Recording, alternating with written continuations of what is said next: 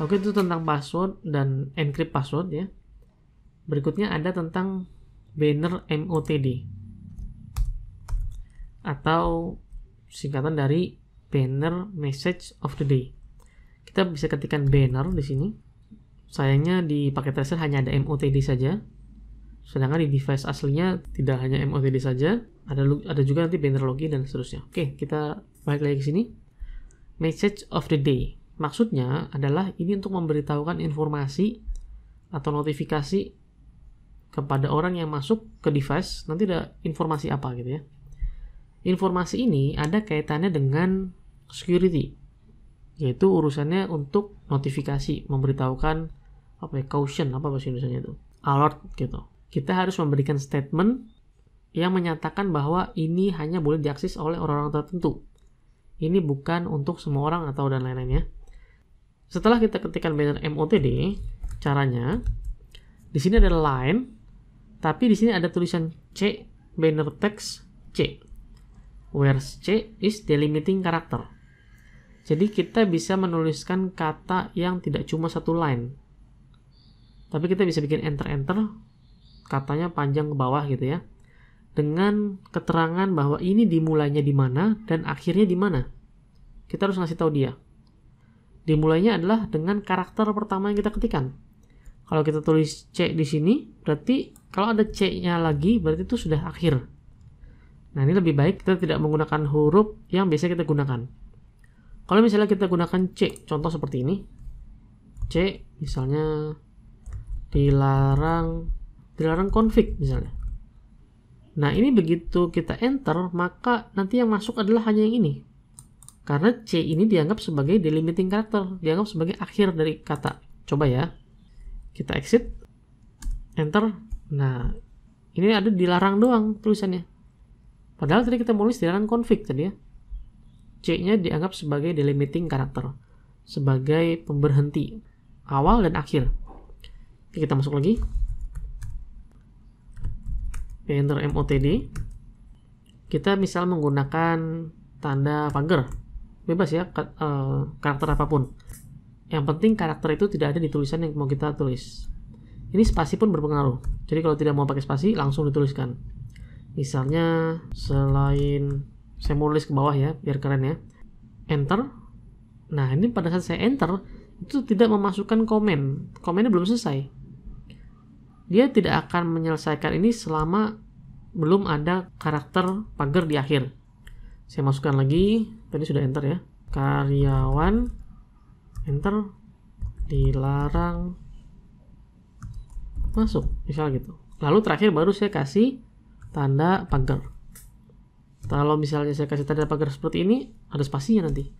Seperti ini saja, baru enter. Nah, ini baru komennya masuk. Kita cek ya. Kita enter. Nah, bentuknya seperti ini. Selain karyawan dilarang masuk. Itu fungsi delimiting karakter. Dimana di awal dan di akhir, karena kita bisa mengetikkan sampai dengan ke bawah. Tidak hanya satu line, satu baris saja. Oke, tinggal satu lagi. Kita akan mengconfig IP address. Apa itu IP address, bagaimana penulisan dan seterusnya nanti kita bahas di materi berikutnya. Tapi di sini si device-nya mau saya kasih IP address, yaitu si switch 0 ini. Switch itu ada di layer 2, nanti kita bahas di video yang lainnya atau di kelas. Yang jelas, kalau saya mau memberi IP address si device ini, agar si device ini bisa dikonfigur dari tempat lain, contohnya menggunakan telnet, kan harus ada IP-nya ya. Kita hanya bisa memberikan IP address ke virtual interface, karena dia device layer 2, bukan device layer 3.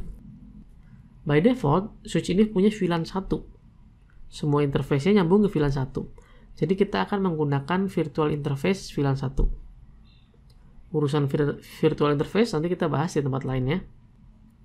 Interface VLAN 1, enter, kita kasih IP address. IP address misalnya 10.1.1.1, lalu berikutnya subnet masknya 255.255.255.0. Enter.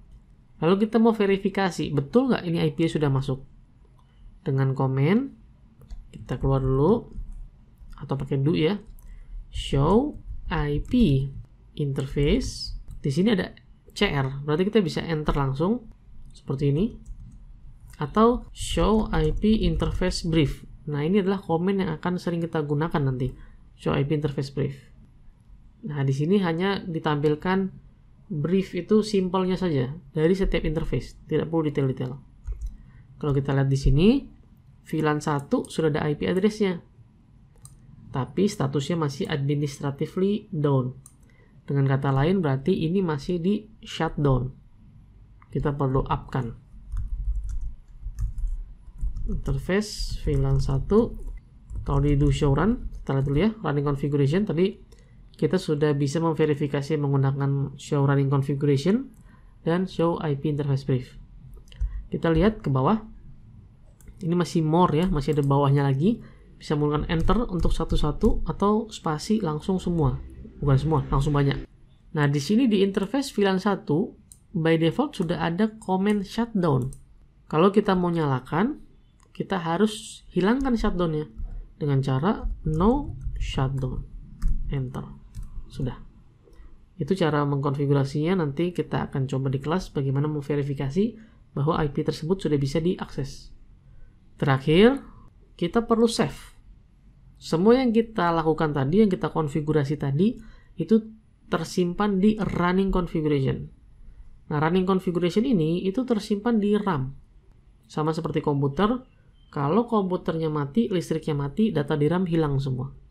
Kita perlu simpan di satu media yang tidak hilang kalau listriknya mati. Yaitu kita simpan di NVRAM. Apa itu NVRAM, apa itu RAM, nanti dibahas di kelas. Dengan cara kita pindahkan ke startup configuration. Tadi ada running configuration, sekarang kita pindahkan ke startup configuration. Dengan cara copy running configuration. Oh sorry, saya masih di config if. Nah, ini perlu diperhatikan. Kita harus keluar dulu.